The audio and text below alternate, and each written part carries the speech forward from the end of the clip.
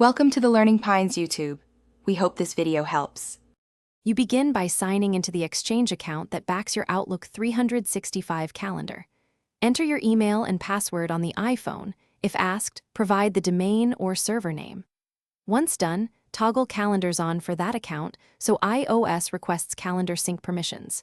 Make sure you have cellular or Wi-Fi active, otherwise the initial calendar list won't populate.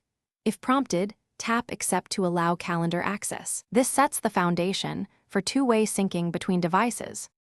Next, you refine what actually syncs. Go to Settings, choose Calendar, then the Exchange account and set sync to all events unless you prefer a limited window. This ensures older items appear. Once set, open the Outlook 365 app or the web interface to verify which calendar is marked default. Make sure it's the one linked to Exchange.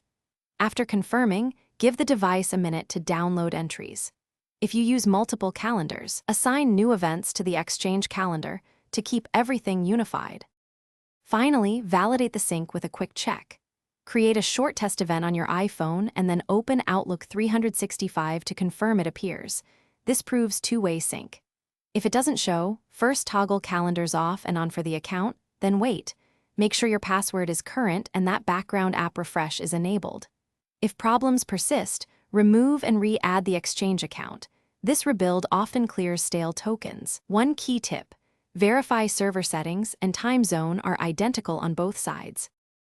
Thanks for watching. Consider subscribing if we helped you.